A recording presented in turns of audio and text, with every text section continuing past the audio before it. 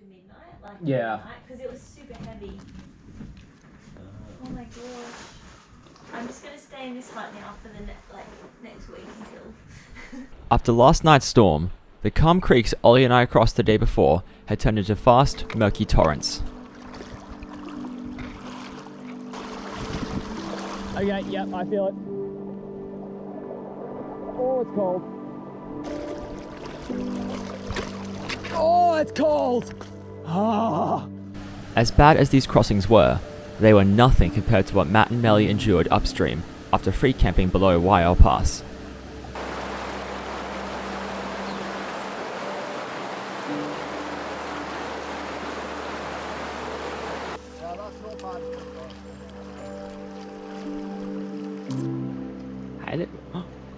Oh, you are a bold one. With their whereabouts still a mystery to me, there was nothing I could do but continue walking down the valley, trusting that they would find a way through and would eventually catch up with us.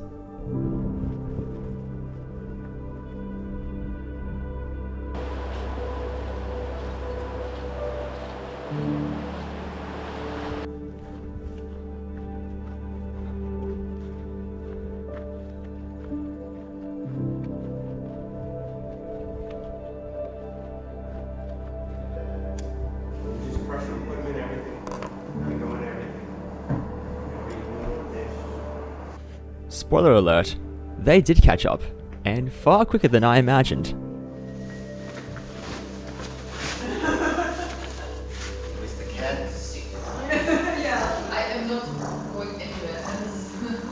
Despite having produced one of his trademark ultra long stints, there was no rest for Matt.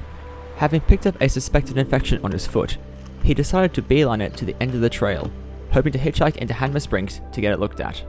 Ollie helped carry his pack, leaving Melly, Matt's father, and myself to relax on an oddly short day.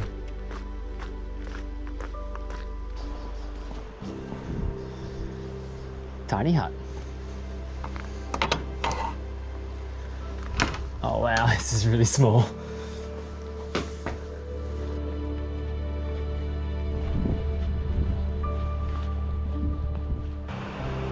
Geese.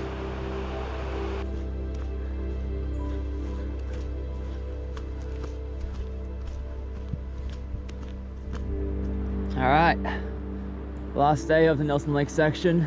It's a very cold morning, but only about 13 k's to go.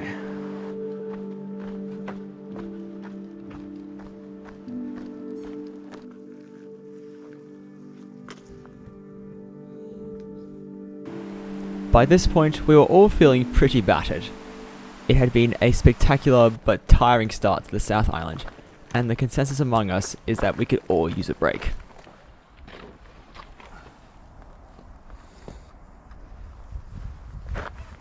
We are finished.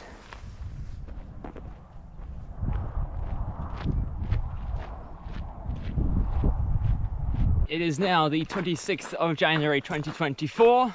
I've just come back from Hanmer Springs where I have spent my birthday. Because I was very clever, I didn't record anything there. This is probably the time where I'll put up a few photos of what I got up to. It was very nice. First rest day I've had since Christmas. Went to the thermal springs, then had a lovely dinner with Melly and the rest of the crew. But now it's time to get walking again. We have, what, about 900 k's to go now? I would also like to say that I've got way too much food in my pack. Dragging myself away from Hanmer Springs was hard. Very hard.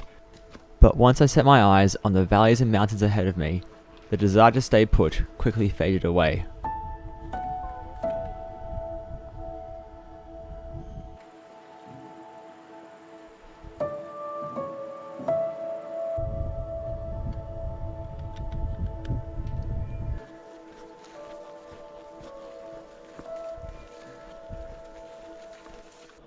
Yep, it's gonna rain tonight.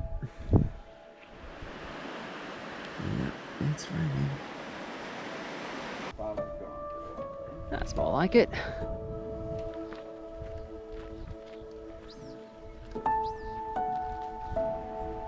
Delayed by the rain, and with Matt and Ollie still behind us, Melly and I took another short day past Lake Sumner, with absolutely nothing standing in our way. Oh, okay. You just need to go. Oh, I see. Oh, I see. Yeah, you want to see me figure out how to get over this, don't you? Yeah. Yeah.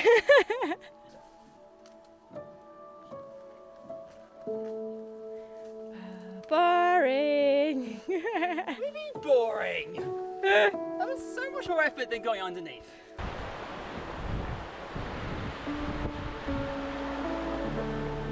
Matt's infection was thankfully just a mild case of athlete's foot, but he still chose to spend an extra day resting before resuming his journey.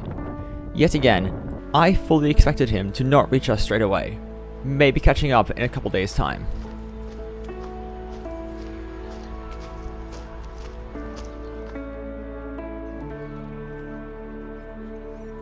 Yeah, the madman did it again, and for the first time since the Richmonds, all four of us walked together.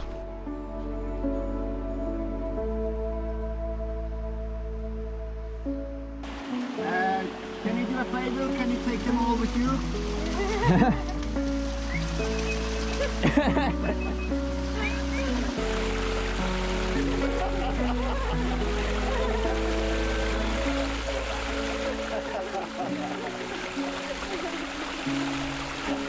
In the 1930s, the Harper Pass track was developed to emulate the success of the Milford track further south. It never really garnered the same crowds as the Milford could, but its legacy is still visible in the huts built for this project.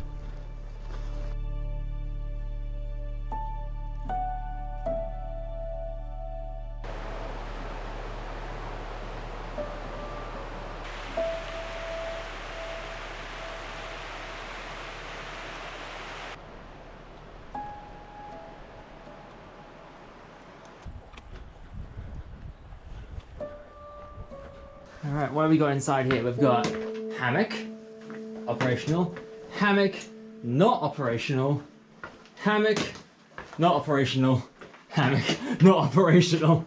But there is a hut book.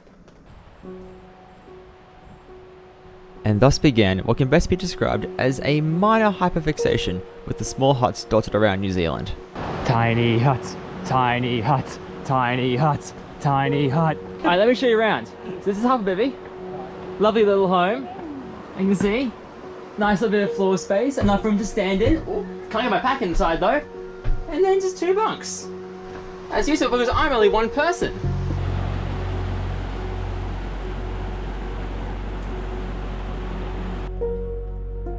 Top of Harper Pass.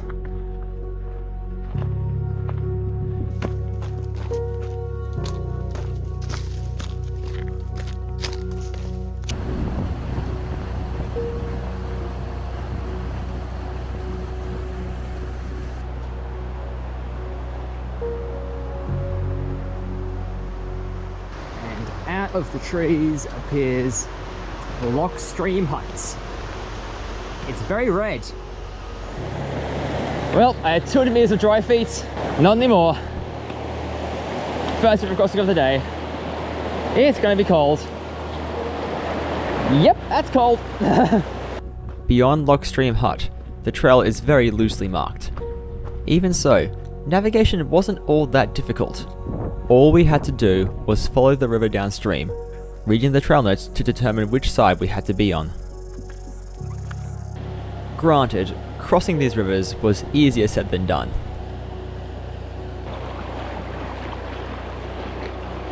You have to go a little bit more upstream afterwards. Okay. Oh, that's fast. It's good from here. I think I would, yeah.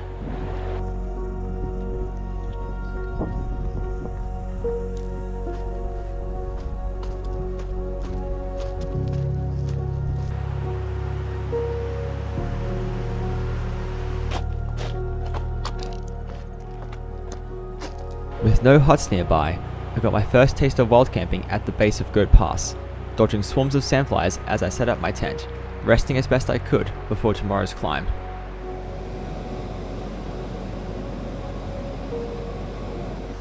This track is part of the annual Coast to Coast race, which sees hundreds of competitors run up this route. I was perfectly happy sticking with tramping, slowly heading up the Deception River, graced by the presence of 2 endangered Fio.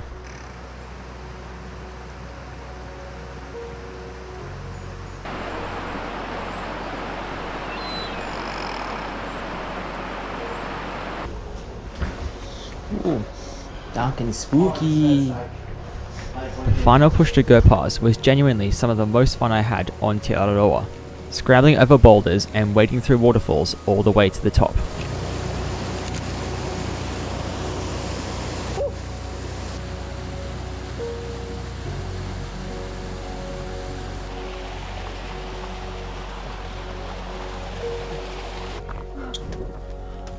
Ah, very nice. Goat Pass hut. Welcome to Goat Pass.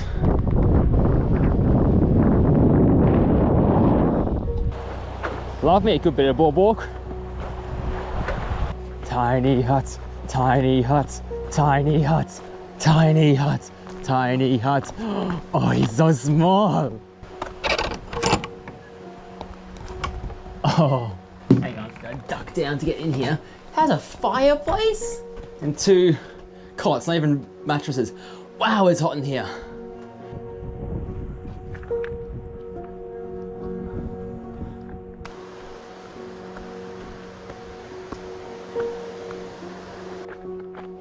Through hiking is always bound to have some mediocre or just plain awful days that you just have to grind through. Remembering days like these help make the whole journey worth it.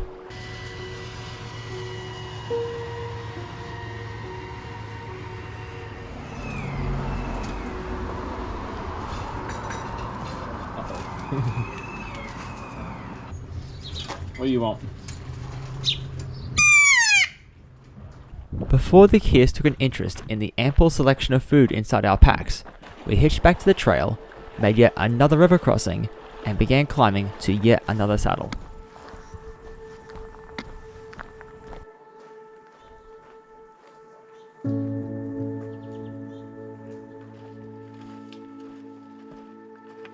Mercifully, it was an easy climb, and to top it off, I achieved my side quest of staying in a tiny hut.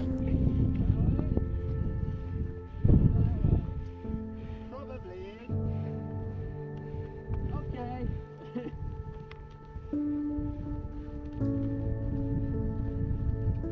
Tiny huts, tiny huts. Also good. That's a lovely. Tiny hut number 2. Oh, it has mattresses. Yeah. Bit musty in here. But it's alright.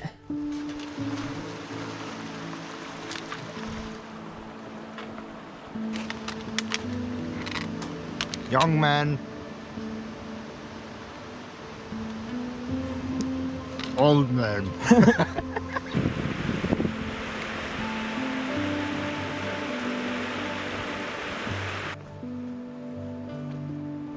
We are now in the midst of the Canterbury High Country, known for its dry, hot climate and dozens of expansive sheep stations.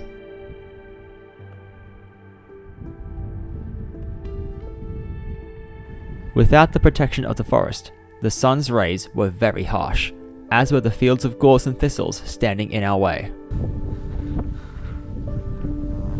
Thistle City.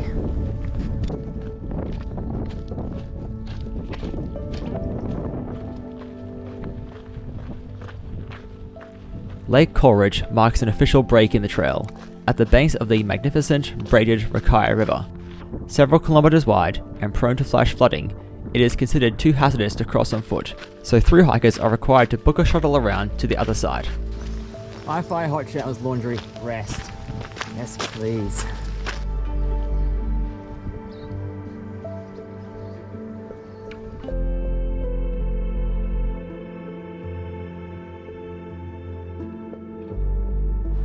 Alright, we have crossed over the Rakaia River and now heading towards the Rangitata. So we've got hail. As you can see on my shoulder, that's ice. Ow! Ow! Between the Rakaia and Rangitata rivers, we passed through land that was formerly a large pastoral lease called Hakatiri Station. There's the A-frame.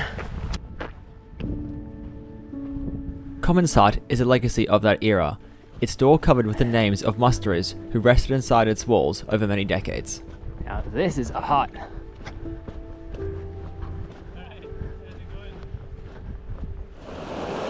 I have walked barely a kilometre, and I've already done 10 stream crossings. It's about to be 11.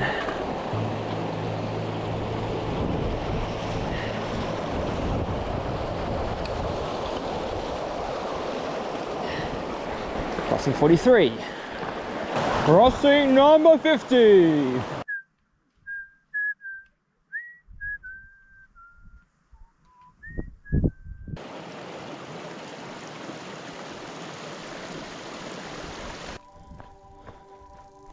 Descending through fields of dry, windswept tussock, my mind was set on completing another small side quest.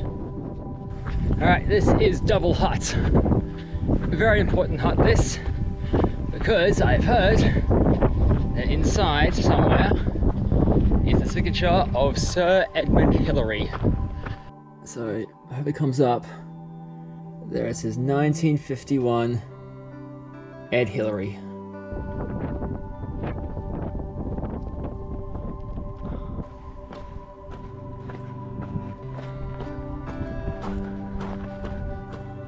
Just left Manuka Huts, and today I am all alone.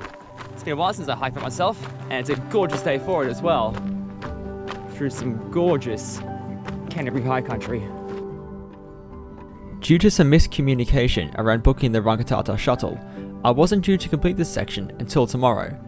Initially, I thought about free camping at the halfway mark, but in the end, I took the best course of action and caught up with the rest of the gang later that day.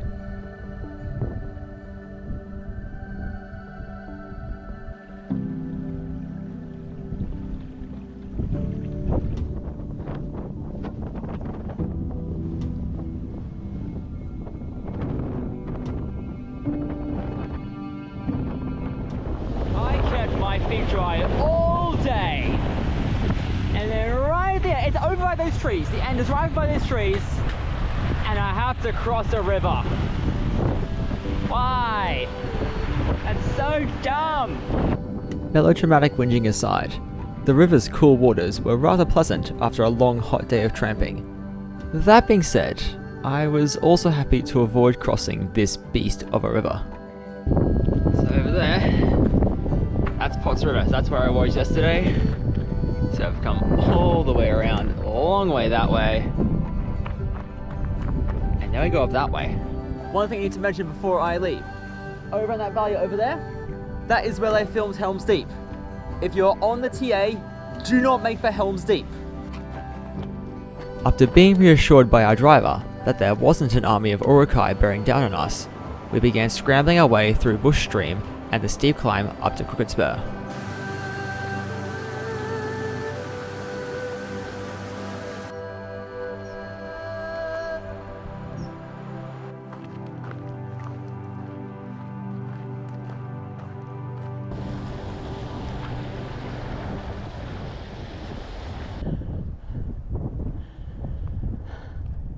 I would like to say that I spent this time admiring the feats of the musteries who work these hills day in, day out, but sadly I was preoccupied with my vain attempts to provide my lungs with the air they craved.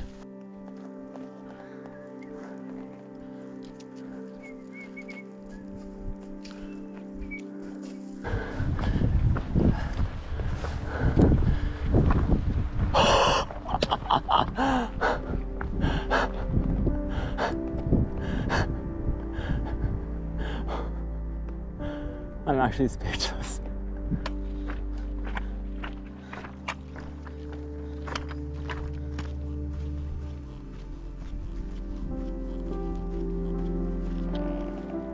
Hut.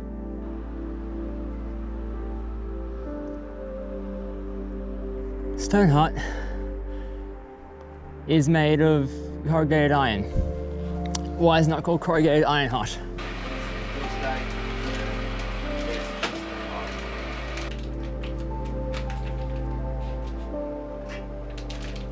So what my man did, he bought a bar of Whittaker's milk chocolate, melted it down, added milk and water,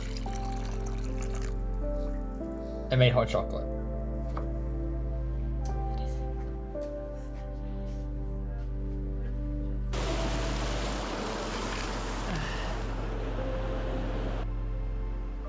Underneath clear skies, we began what would become the highlight of my entire journey on Te Araroa.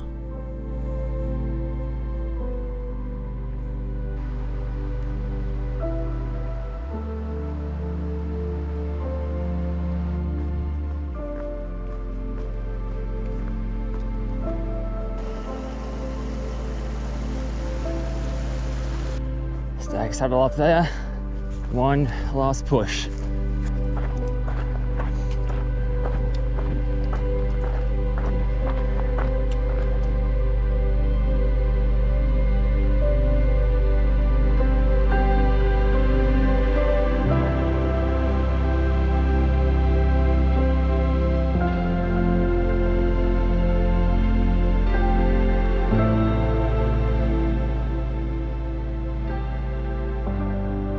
Lake Tekapo in front of me, the Southern Alps in the background, gently descending down a ridge. I know it's an overused phrase, but it really doesn't get better than this.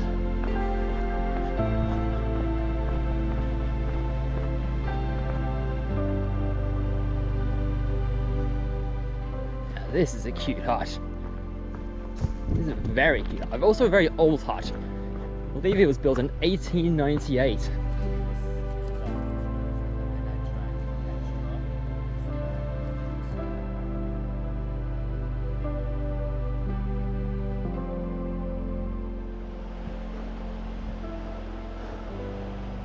When you spend this much time on trail with the same group of people, it makes sense that we'd start going, let's say, mildly insane. Quite busy road today. I'm not sure I like your chances. They are very high. Really? Of course. I'm the only hiker here. Buddy. But you're hitching the wrong way. Oh, Tekapo's that way. You want to be on the other side of the road. oh I'm not in Europe. Oh, damn it. That's the reason. I mean, if you want to go to the ski field, you're on the right side. Oh. Nobody told me. How do a wallaby?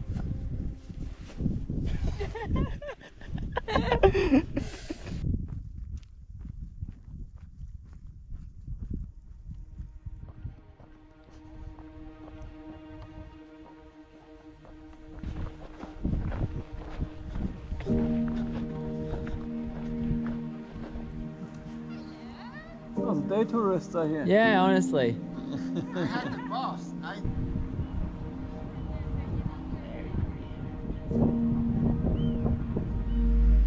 Bike time. Once again. I know. We're all so excited. We've forgotten all about the pains of the timber trail, and we're doing it again. The stretch between Tekapo and Twizel is 50 kilometers long, and there is nowhere to legally camp between the two towns. The solution? Hire bikes and follow the Alps to Ocean cycle trail all the way to Lake Ohau, over 90 kilometers away.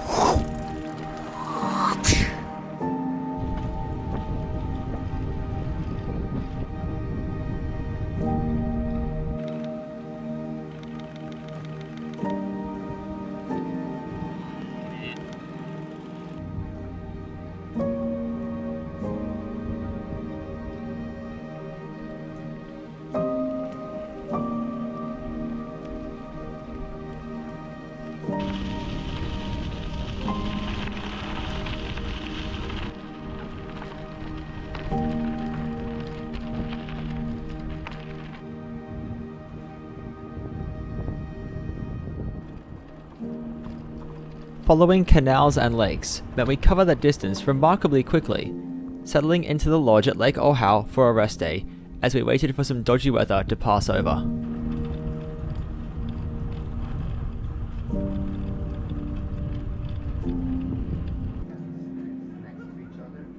Did I mention the lodge has a disc golf course?